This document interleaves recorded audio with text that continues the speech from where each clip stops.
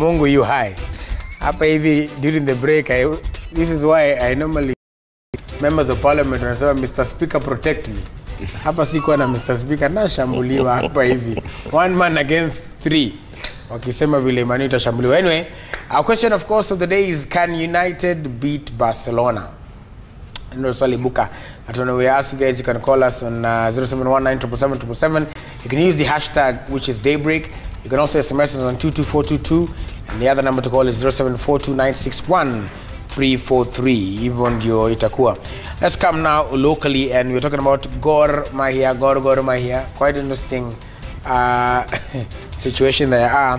Looking at the statistics, they are still top with 44 points, having played only 19, and I say only because from number 2 to 10, which includes AFC Leopards, who won Ulinzi, they have played 21 games, and Gor Mahia has 44 points with 19 played. How many games in hand is that? Three games in hand. So what about the performance of Gor Mahia?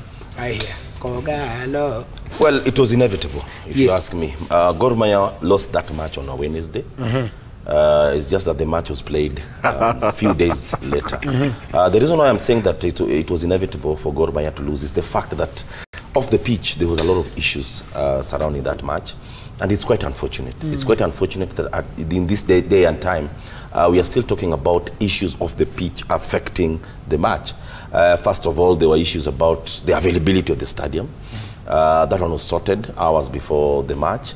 Second, there were issues surrounding the allowances for the players. I feel it for the Gor Mahia management. Many might think that there's a lot of money at Gor Mahia. But when you look at the wage bill currently at Gor Mahia, it's about 2.3 million every month. That is the kind of wage bill, the salaries and the upkeep, around 2 points. Billion? Million. Oh. Million, not billion. Wow. This is not a dam. This is not a dam. So basically, Gor Mahia are spending close to 2.5 million per month every month in salaries, in trips, in local trips. I'm not talking about the foreign trips. The amount of money that comes in might not be a lot, because most of their salaries, yes, is paid by their financial partner. But when you look at the day-to-day running of that team, when you look at the allowances, the bonuses that these players are getting, though I'd like to look at it from two angles. The players must also start understanding this is a big stage. For heaven's sake, this is a big stage. You don't miss a big stage. Yes, there are issues, but if you don't train on a Friday, if you don't train on a Saturday, you don't expect miracles on a Sunday. Well, they should try and balance this act.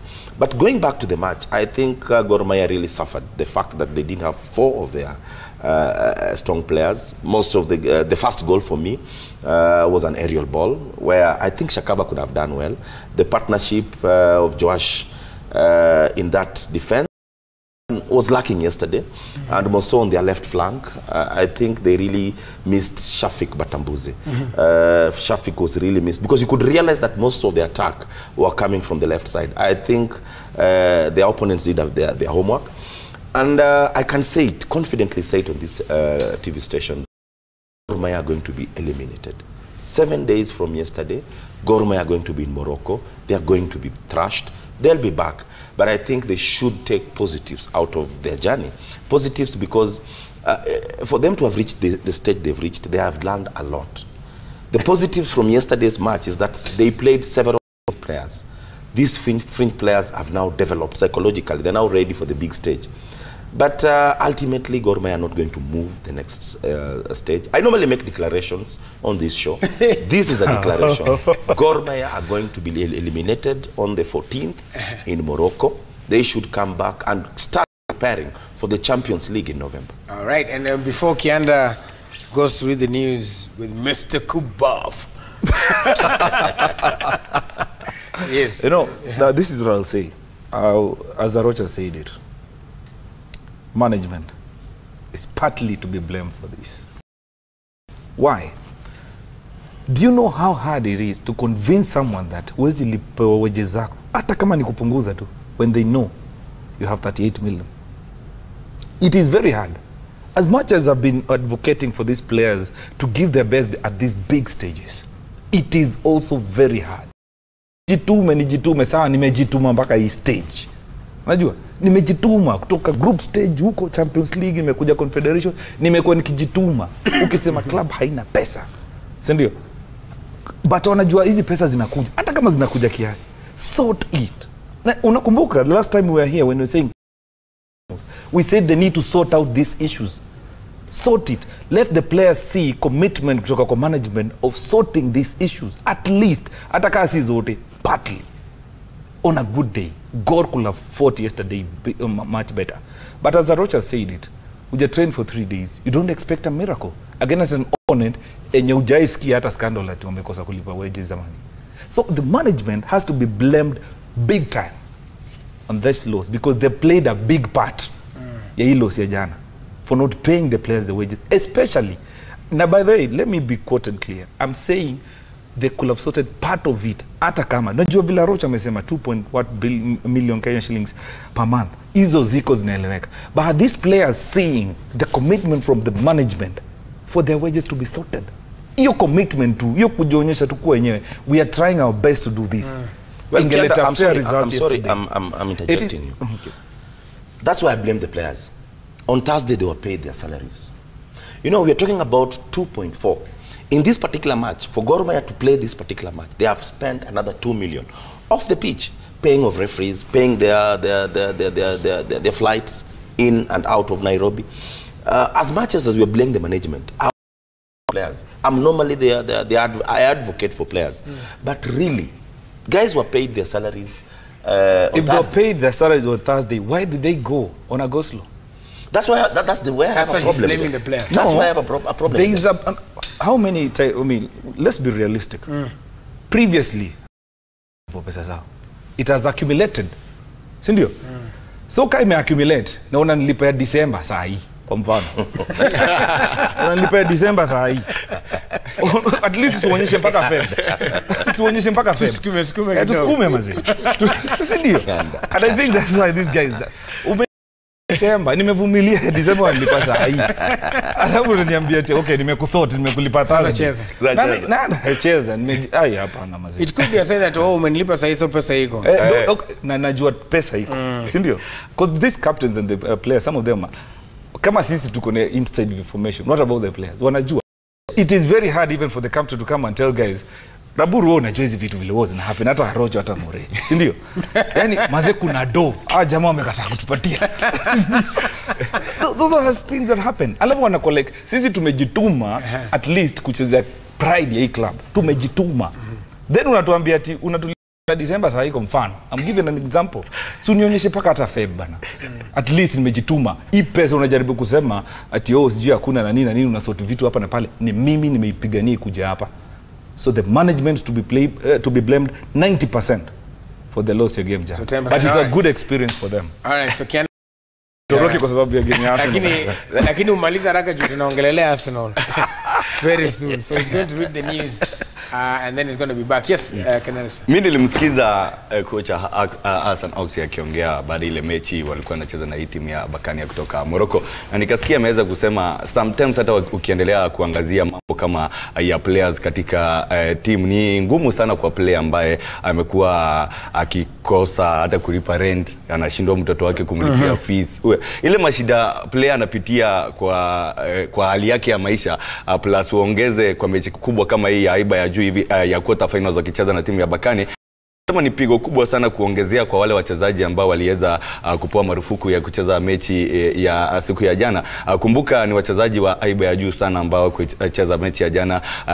Arocho ametaja hapa hivi Batabuze, akataja the likes of captain mwenyewe Aaron Shakafa.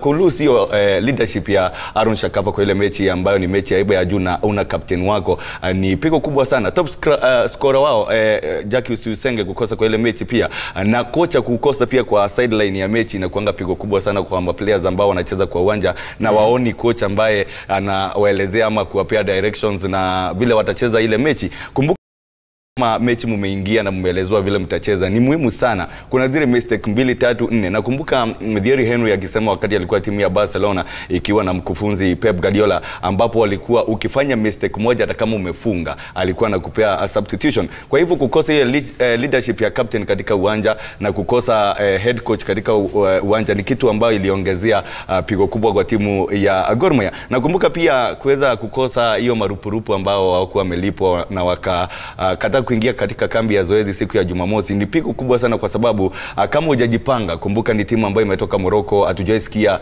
timu ambazo zinatoka North America zimekuwa na shida ya kulipa wages na kulipa salary za players. Kwa hivyo nafikiri leadership ya timu ya Gor Mahia pia waweze kuongea na players. Kumbuka ukisikia hii 38 million imepeanwa, nilisikia hiyo pesa ingii mara moja kwa account inakuja na stages kutoka kwa CAF.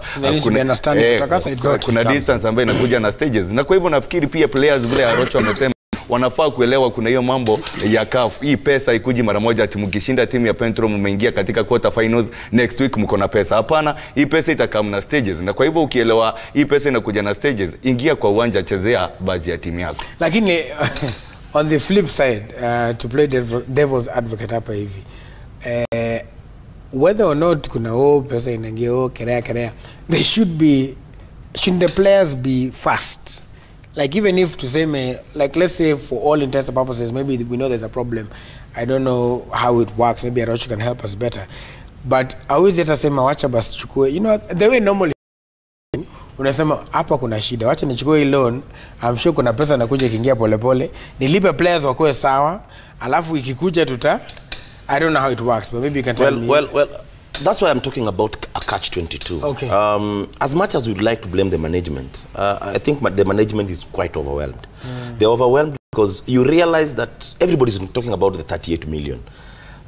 This is how this money comes in. The first batch of 16 million came instantly. At the moment Gor Mahia moved to the quarterfinals, they were given 16 million. But look at the trips that Gor Mahia have made. They've gone to North Africa twice. They've hosted their match at home. Averagely, when you travel to North Africa with a team, you spend something close to 4 to 5 million every time you move. Now that is on the tickets. Then when you go there they were there for about 10 days. I'm sure they spent something close to 4 million on accommodation and what have you when they were in North Africa. So basically this money is not that much. And then there's something that people don't know. Each and every match that Gor Mahia plays that is televised, close to 1.5 million is deducted by CAF for that match, the televised match. I have a problem with Gor Mahia's management in one way or the other, because for the last 2 matches, the broadcasting has not been up to what we expect. Because in the match against Pedro, the first 30 minutes was not televised. These are things that Gor Mahia management should take up with CAF. Because if I pay you 1.5 million my match, then the first 30 minutes is not aired, then you should perhaps repay me. But that one aside, each and every match is about 1.5 million. That is picked from CAF. And this is not money that CAF negotiates with you. They deduct this money upfront. There's another 1 million that Gor Mahia was imposed on Gor Mahia when fans invaded the pitch. These are money that are deducted upfront. So by the time Gor Mahia is traveling to Cairo, for example, when they're going to play Zamalek, I'm sure they had a shortfall. They had a deficit of some amount to try and travel. Then I'm sure these players, they don't know much about this. The management should sit down the players, give them a breakdown of the 38 million, the way it's spent. Now, when you're hosting an international match, you are spending close to 3 million. Because you're going to pay, as I said earlier, you're going to pay for all the referees, the 4 gentlemen that are coming in, the 2 assistants, the match commissaire, and also there's someone they call the referee assessor. This is someone who comes to assess the referee and give report to CAF as far as the referee is concerned. So you have about 5 to 6 people you're catering for. This is money that you're using. Gor Mahia was in Western Kenya for about a week. They flew to Western Kenya, into Western Kenya and out of Western Kenya. They had the accommodation and all that for about a week. So you're not talking about 2 people. Whenever a team is traveling, you're talking about 30 people. And for example, if one day 100,000. That is about 600,000 per day. So when you do that for 10 days, that is about 6 million. So as much as we are blaming the management, we should also look at the whole setup, the whole picture, because the management is going through some rough patch. But all said and done, I'm blaming the players for the big stage. Because yesterday, if there was a scout, for example, who was watching that match, yes, I'm sure he could not have watched Gor Mahia players because they were down. This is the match that Gor Mahia players could have solved themselves. Let's take a look at that game, because Arocha has really talked about it. Let's take a look at the highlights of that game and see why Arocha is blaming